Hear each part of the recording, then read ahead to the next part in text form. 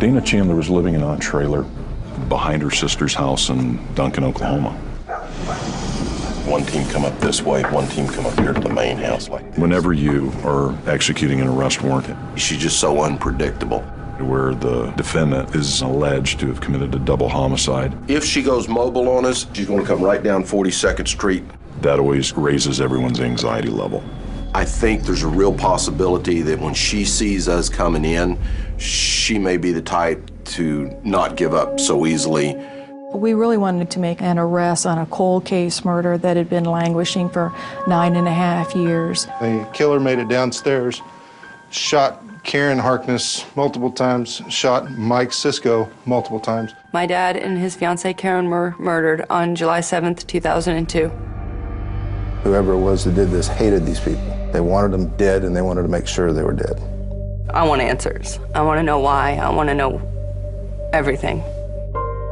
Malik laid eyes on her this morning, walking around the front side of the camper.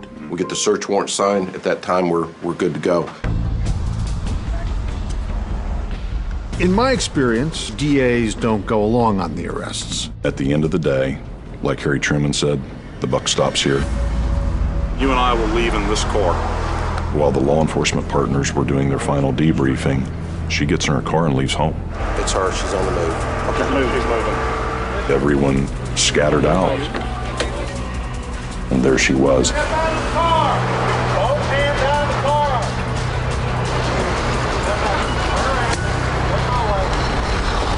Walk back and start He's coming backwards. For 10 years, I've been thinking about justice. Right there, get down on your knees. Hands down. She's gotten away with something that she did. Dana committed these murders, took 2 people's lives. The state of Kansas has issued a warrant for your arrest for 2 homicides, okay? Okay.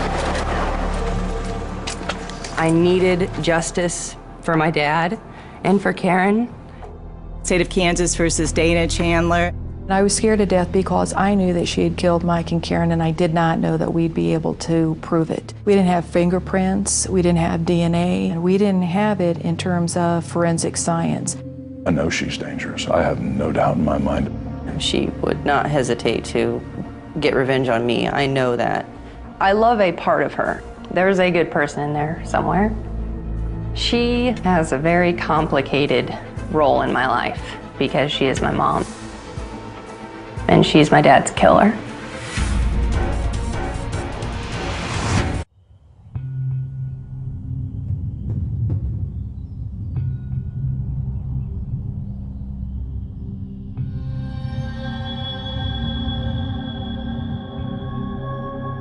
She's being held accountable for what she's done, and I hate that that's the truth, but it is.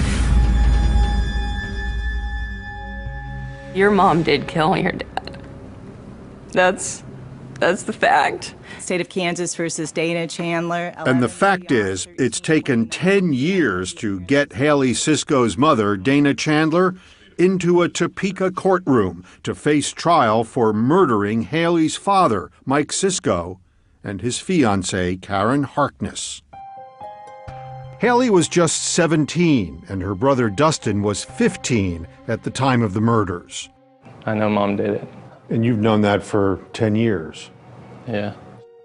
Lord knows I don't want it to be her. If it wasn't, I would be on cloud 9. The question is, will prosecutors be able to convince the jury that Dana Chandler is a murderess? Convict her because she killed Mike Sisko, she killed Karen Harkness, and she robbed her own children of their father and his fiancée. But here's the problem with the case. There's absolutely no physical evidence. No DNA, no fingerprints. Also, no witnesses. Almost no way at all to place Dana Chandler at the crime scene. Hi, Dana. Harold Dow, CBS News. We first reported on this story back in 2009 with our late colleague, Harold Dow. It was a cold case then. Did you know anything about the death of Michael and Karen? I have no idea what happened to Mike and Karen. They're There's some people out here who think that you had something to do with it. I know that. 48 Hours was first to publicly name Dana Chandler as the prime suspect. And she sure seemed like the perfect suspect. Dana and Mike were married for 16 years, but went through a long and especially ugly divorce. She lost custody of Haley and Dustin when the court ruled that Mike was the more stable parent. My dad was really in my life growing up. He was really my hero. Mike was 47. He sold welding equipment. Smile real big, Mike. Let's see your teeth. He had a wonderful sense of humor.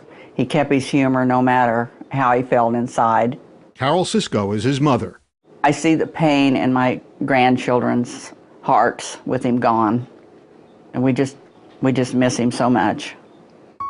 Mike had been dating Karen Harkness for 4 years. She was 53, also divorced, and a mother of 2 grown children. They were extremely happy. You could just see that, you know. Everything they did was for each other.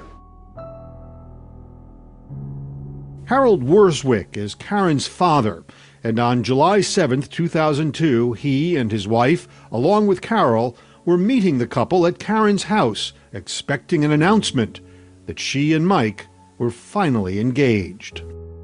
And I rang the doorbell and knocked on the glass and couldn't raise anybody. I thought, this is strange. They went around back and found the sliding glass door open. Inside, there was no sign of either Mike or Karen at first.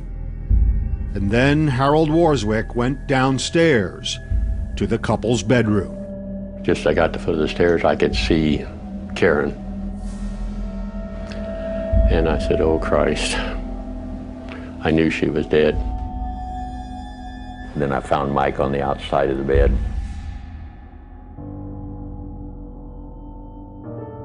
Mike and Karen had been shot 11 times.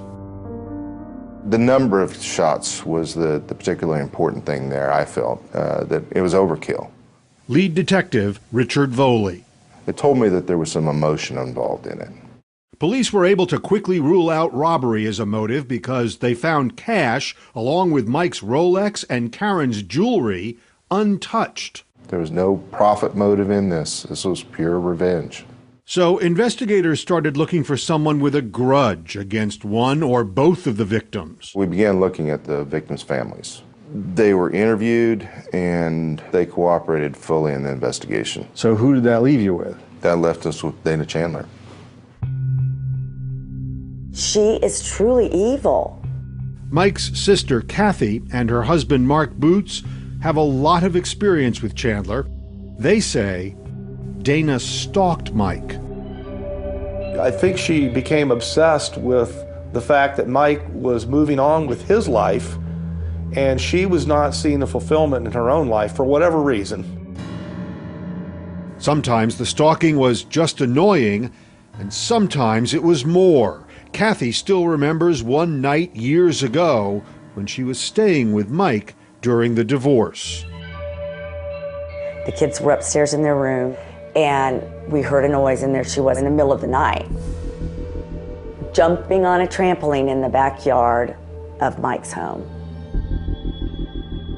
Was she saying anything while she was jumping up and down the trampoline? Just laughing. Just laughing. Yeah, just laughing.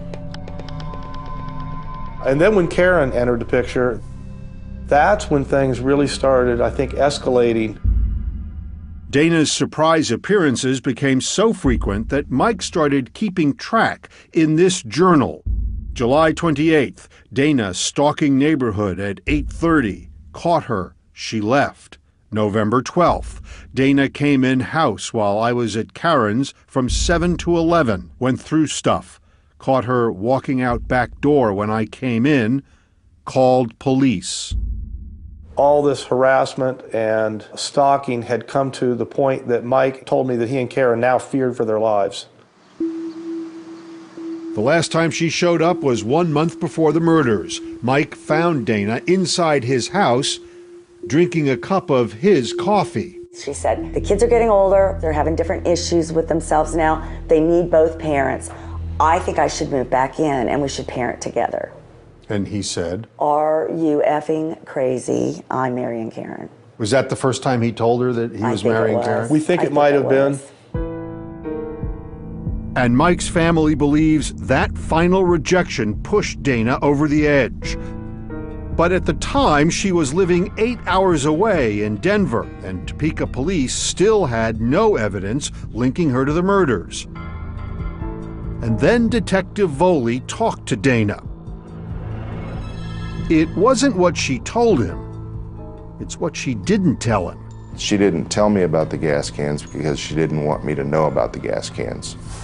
So my assumption is that there's something about the gas cans that is important.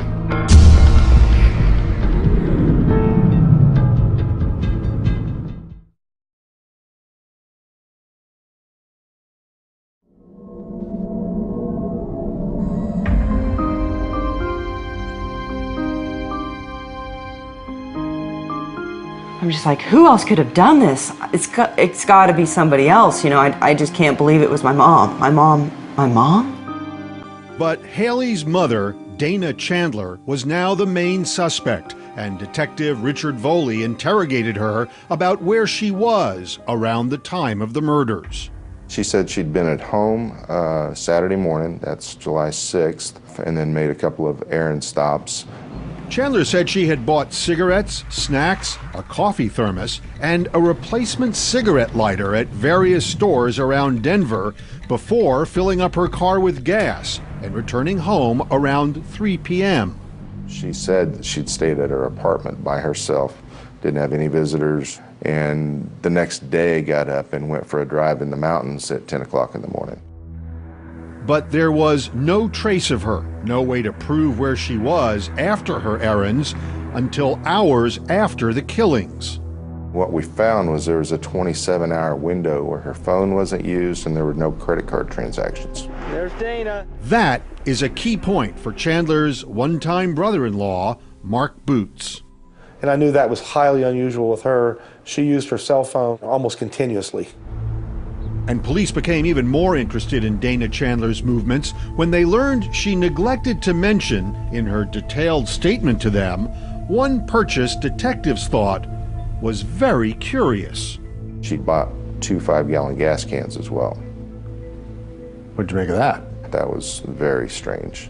And also very strange that she neglected to tell me that she'd bought 2 5-gallon gas cans. Voley now suspected Chandler had bought all those supplies for a road trip and that she had spent Saturday night driving from Denver to Topeka 542 miles to murder Mike and Karen. I thought that she had used the gas cans to avoid making a stop in Kansas and not have to use a gas station at all. But if Chandler made the drive on the night of the murders, Detective Voley needed to find someone who saw her. So I sent 2 detectives driving I-70 west towards Denver, looking for any convenience stores that had video surveillance. And it was here at this truck stop in Waukene, Kansas, that police got their first big break. They didn't have surveillance cameras here, but they did have one eagle-eyed clerk named Patty Williams. And she told police she was 70% certain that Dana Chandler stopped here the night of the murders to use the restroom and look at some self-help books, including this one, Overcoming Hurts and Anger. That lady described Dana Chandler down to the crease in the corner of her mouth on the right side that she called a scar. Bullseye. Bullseye. Voley thought he had enough to arrest Chandler and went to the DA at the time, Bob Hecht. And he said, but you can't put her in Kansas. I said, we have Patty Williams that puts her in Kansas. And he said, but that's only a 70% ID. I said, that's true. And that was essentially the end of the story. A reluctant DA meant the Cisco Harkness murder case went cold, so the Cisco family started their own investigation, looking for evidence the police might have missed. I put her picture up everywhere. Have you seen this person? Kathy Boots and her mother Carol, who was then 65 years old, hit the road, searching for clues in dumpsters and in rest stop bathrooms. Well, we thought, maybe she threw the gun somewhere. So I would stand on a toilet and try and push a tile up. Mom and I would take, this is awful, manholes up and, pry them up and try and see down in there. And I just kept thinking, there's something we're missing. So you took this on yourself? Yes. Not surprisingly, Kathy and Carol found nothing. But then Haley joined in the investigation. For years, she secretly tape-recorded her own mother, hoping Dana would reveal something Haley could use against her one day. I think that the only way I can really move on with a relationship with you is if you can just tell me yourself that you did it. Well, number one, I didn't do it. And number two, I don't know what happened, Haley. Was that hard to do? I don't want to believe it was my mom. That's the last person. And every time I talked to her, it was more and more apparent that she was hiding something, that she was hiding the truth. And you had plenty of time to get to Kansas by Saturday night at midnight. Haley, I was not in Kansas at Saturday night at midnight. I was not in Kansas at all that weekend. I just obviously wish I could have got her to confess. But after years of investigation, both amateur and professional, there was finally a turning point. It came in a local pizza parlor called Glory Days. What happened in this pizza parlor? This is where I met Chad Taylor, as he was candidate Taylor then for DA. He was running for DA? Running for DA. I'd never met the man before, and then I started pitching some of the things that I was interested in this case in particular. Dana Chandler. Yes. And he said, when you win the DA's race, I want to sit down and talk with you about this case because I think it's a fileable case. I think it's a winnable case. It just, we need somebody to work it. And that's kind of how it started from there. Chad Taylor won that election and took office in 2009. The murders became a priority again, and he took a hard look at the circumstantial case with Chief Deputy DA Jackie Spradling. A strong circumstantial case is never as good as a strong scientific case. They worked it for 2 years and finally decided, even though the case had problems, it was time to move. This gets no better. This case is never going to get better than it is. It's right now today. 10 years after the murders and 8 months after Dana Chandler's dramatic arrest, the case was finally going to trial. Were you ready? I've been ready since years, many, many years. She'd better be ready for anything because Haley will have to help prosecutors paint the ugliest possible portrait of her mother. A woman's a nut job. If she's a bad mother, if she's a crazy person, doesn't necessarily make her a killer. This hag killed 2 people, and the reason we know that is because everything she said she was doing instead of the killing was a lie. 10 years, no forensics. Is it worth pursuing this totally circumstantial case? Chat now on Facebook and Twitter.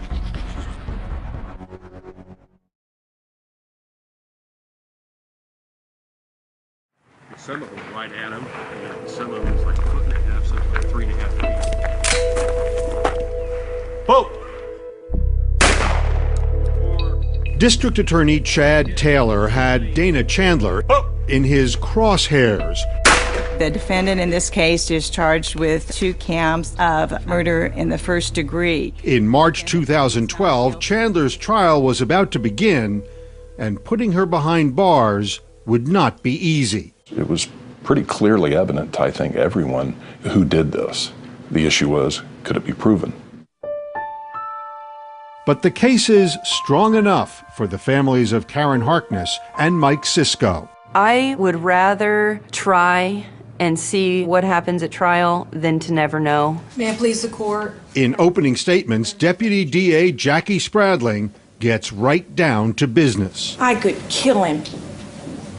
I thought about killing him. These are the words of this defendant about her ex-husband, Mike Sisko. The defense case is simple and pretty obvious. That there is no evidence that places Dana Chandler in or near the Harkness residence on July 6 or 7, 2002. Mark Bennett, doesn't Chandler's exist. lawyer, argues the reason there's no forensic evidence linking Chandler to the crime is she didn't do it, period. End of story. I believed her. I still believe her. But the prosecution hopes to convict Dana Chandler largely with her own words. Where was she the night of the murders? For 27 hours, she was unaccounted for. Her lack of an alibi is huge. As it turns out, Chandler told two different stories, one to police and one to a friend, and both versions seemed fishy. Dana first told Detective Voley that story about spending the night of the murders at home, and the next day driving through Rocky Mountain National Park. But there's a problem with that story. Law enforcement watched countless hours of video from the cameras going into and out of Rocky Mountain State Park. She wasn't there. Shortly after that statement to police, Dana gave a friend, Jeff Bailey, a different story. She told me that the story she was giving me was the truth, and the story that she'd given to the law enforcement was not the truth. Chandler told Bailey she had gone camping and had slept in her car on the night of the murders. And here's the problem with that story. Along the route Dana said she took back in 2002, there were historic fires blackening Colorado. But she told Bailey she saw nothing. In your view, what did this landscape look like when she was driving through there? Black, charred, and just nubs that used to be the trees. It's simply unimaginable to drive through acres of burnt forest and not know that the thing had been burned up. Wherever Dana was for those 27 hours, the authorities know the Sunday after the murders, she ended up in Loveland, Colorado, 57 miles north of Denver. She bought gas and went to Walmart for some new clothes. Why do you think she bought clothes in Loveland? Because she threw away the clothes that she used when she was doing the killing. And prosecutors have an interesting theory to explain how she got to Loveland. The escape for her is not backtracking the entire route, but to get out of Kansas. Go directly up to Nebraska and avoid the Kansas authorities. Spradling believes Chandler used those two gas cans to get her out of Kansas after the murders without a trace. It would have taken that extra 10 gallons to get her out of Kansas. Problem is, prosecutors have absolutely no evidence that she was ever in Nebraska. You can't prove that she did any of this. I can't prove that she went into Nebraska. You're absolutely right. But also don't forget Patty Williams, who was the woman in Waukene that did see the defendant and her car. But Patty Williams, the clerk at this truck stop, who was 70% sure that she had seen Dana the night of the murders, would not be able to prosecutors at trial. In 2006, she died. That was going to be a problem. That was our best evidence that she was in the state. So now prosecutors had no eyewitness and no forensic evidence. All they had was a defendant with a weak alibi and a very strong motive. The defendant was pushed over the edge, realizing that she would never get Mike back and that he was going to marry Karen. One by one, prosecution witnesses describe what they call Dana's stalking. I heard a sound, and I looked out, and Mike's sister, Kathy Boots. And she was on the trampoline, jumping. Dana. And his brother, Tim Cisco. 2001, we had a family get-together out at Karen and Mike's property, and I actually saw Dana drive by. At the time, she was living in Colorado. And other witnesses say Mike and Karen lived in terror before they were murdered. Usually it was incessant phone calls, harassment, all hours of the night. She called as often as you can dial the phone. Just hit repeat or redial over and over, sometimes a minute apart, sometimes 3 minutes apart. Mark Bennett says Dana was just being a good mother.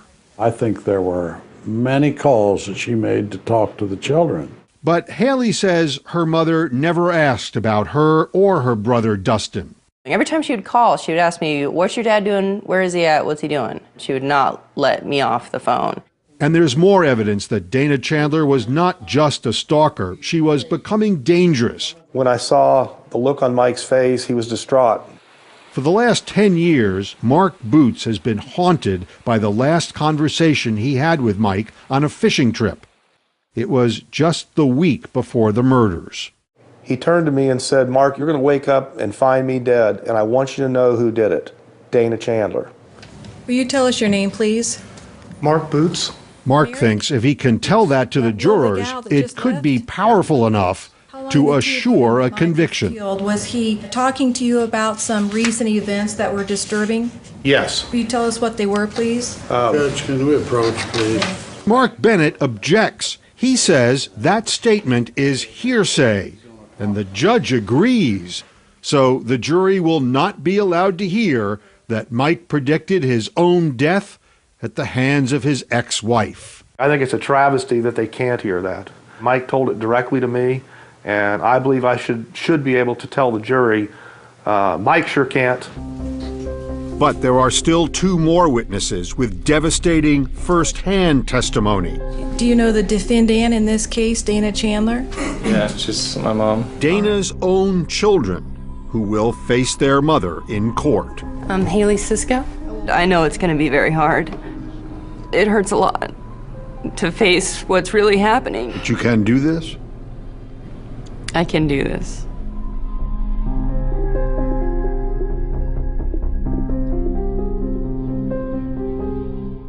How can you get 48 hours anytime, any place? Want a clue? Your iPad. Reality drama, exclusive extras. To miss it would be a crime.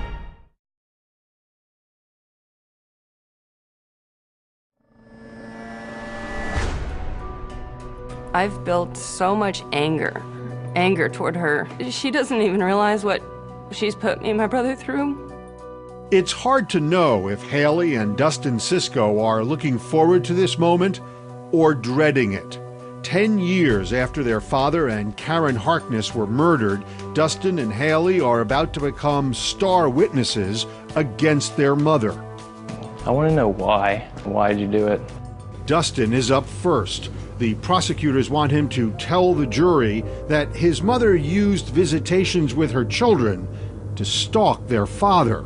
She took me and my sister with her to go spy on my dad. And so we were in the car, and she told us, you know, we're just going to be her little helpers. My mom and my sister got out of the car to go peek into a window. And how old were you at the time, roughly? 12, maybe. And at the time, I didn't know it was strange. I thought it was just a game, you know. Yes, I ended up going on the trip.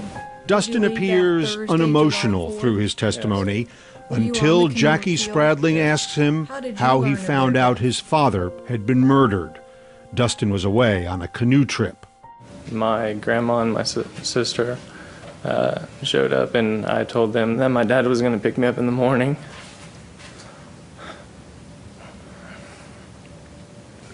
Do you want a break, Dustin? It'll be okay. Do you want one? And they told me that my grandma sat me down and told me that he was murdered. It's hard to watch Dustin relive that moment. I'm almost done. Even for the prosecutor, who has seen more than her share of tragedy. Did your dad have trouble with anybody but the defendant? No.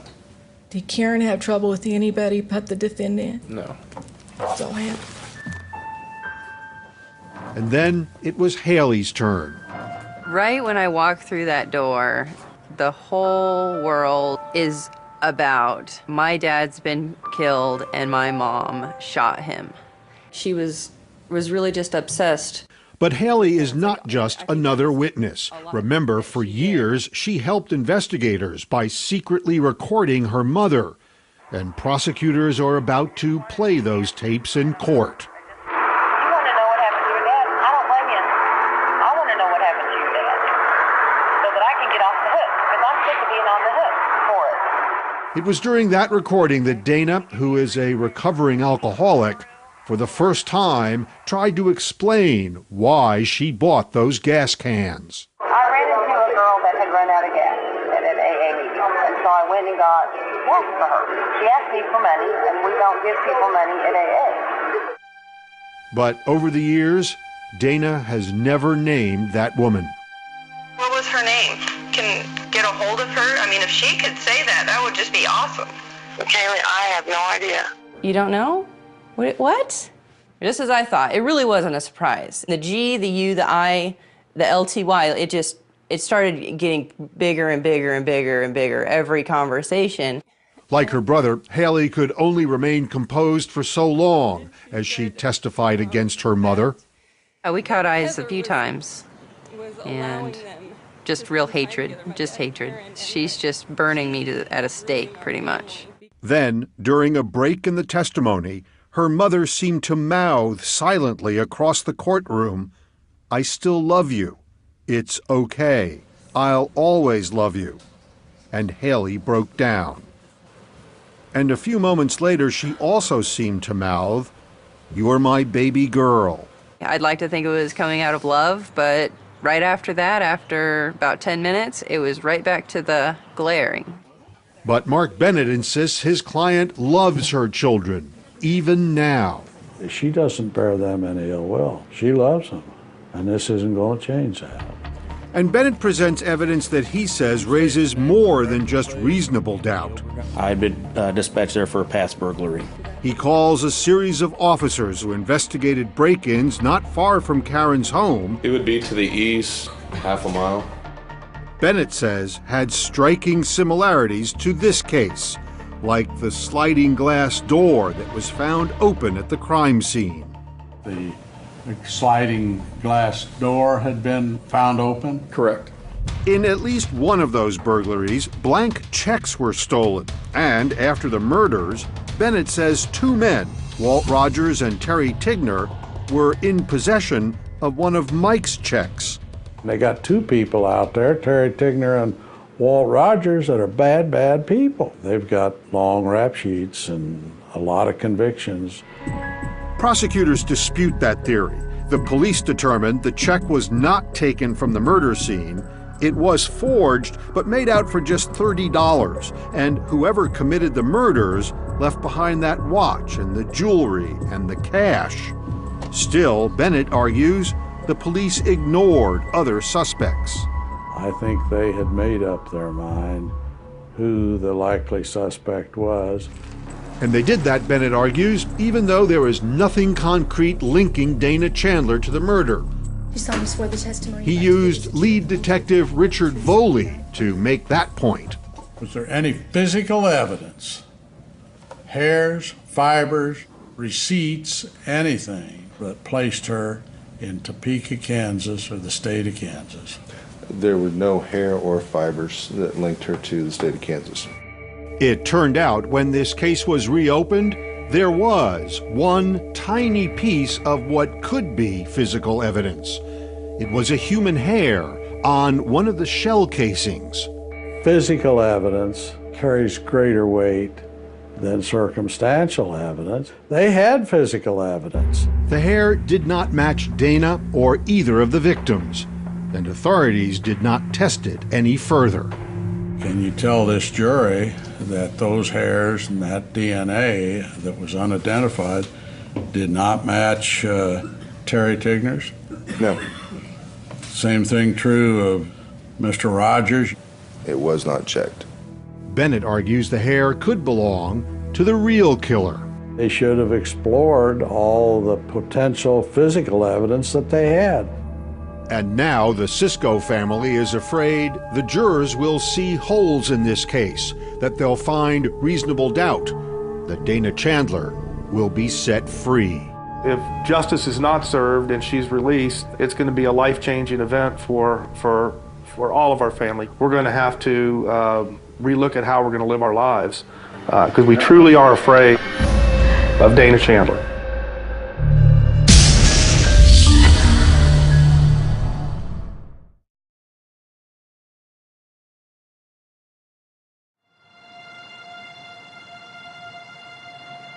After all the tears and all the testimony, the toughest part of this trial is about to begin.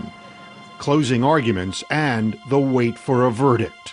I don't know what other favors they do for each other. Once again, Deputy DA Jackie Spradling relies on evidence gathered by Haley Sisco. Listen to the instant message Dana sent to Haley about Haley's father. I cannot continue to have that bastard in my life anymore. In an email to her then 14-year-old daughter, Dana slams Karen Harkness, too. I know she's a tramp, and I pray to God you never go there. Demonstrates to you the level that the defendant hated Mike Sisco. Demonstrates to you the level the defendant hated Karen Harkness. Where's the evidence? Where's the evidence?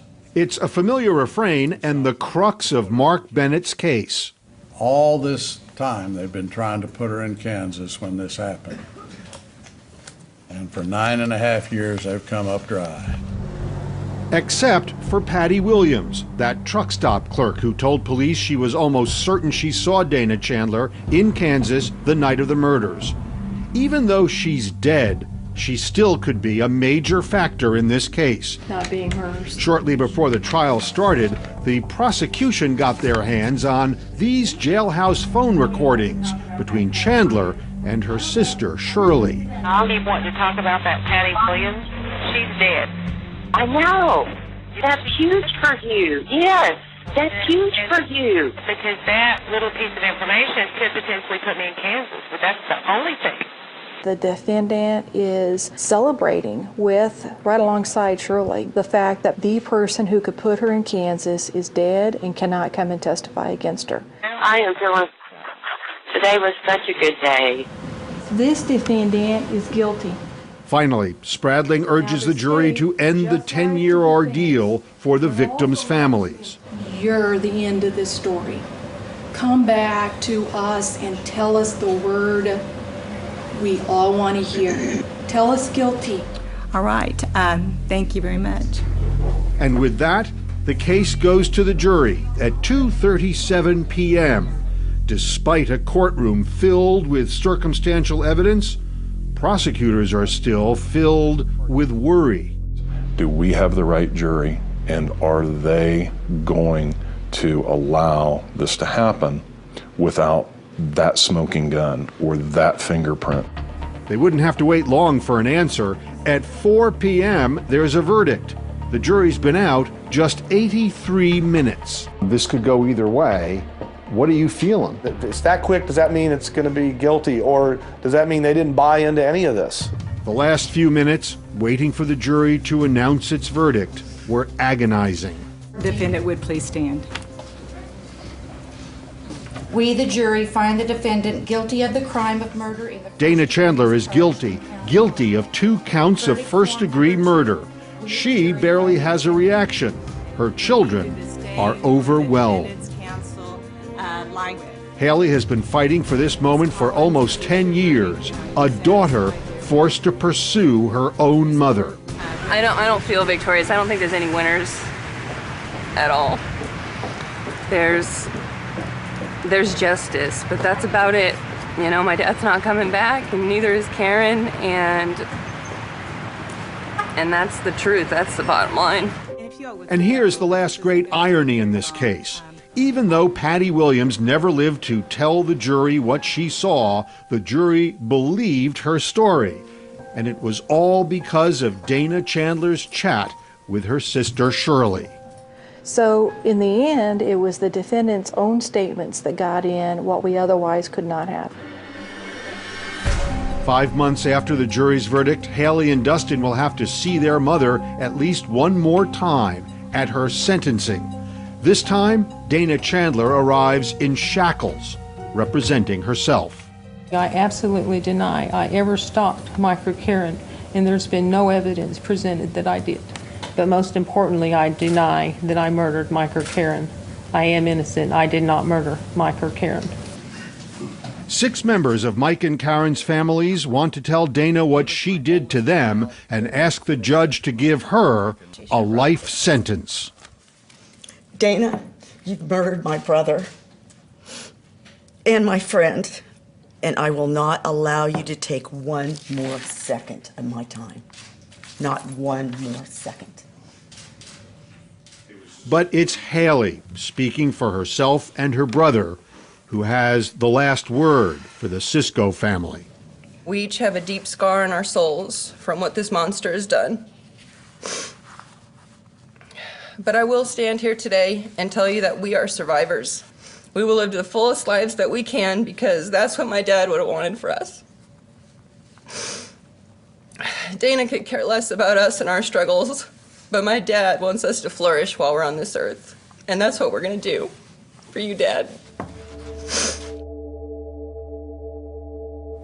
I have just sentenced you to life. Dana Chandler is given 2 life sentences, one for killing Mike Cisco, one for killing Karen Harkness.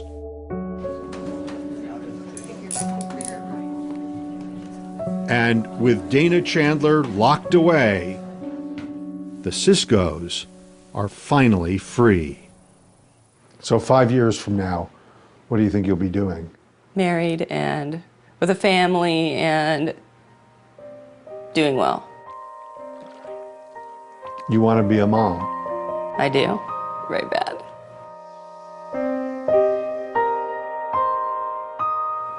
I want to be everything my mom wasn't.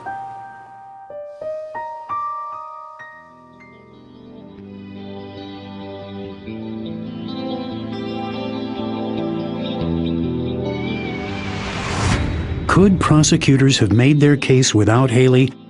Chat now on Facebook and Twitter.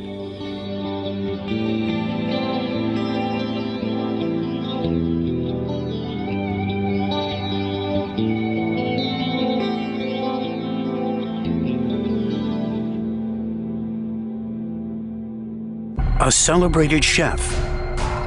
I'd never tasted any food that was that good. A wife, he says, left him. He just kept saying, I'm sorry, I'm sorry. A wild confession.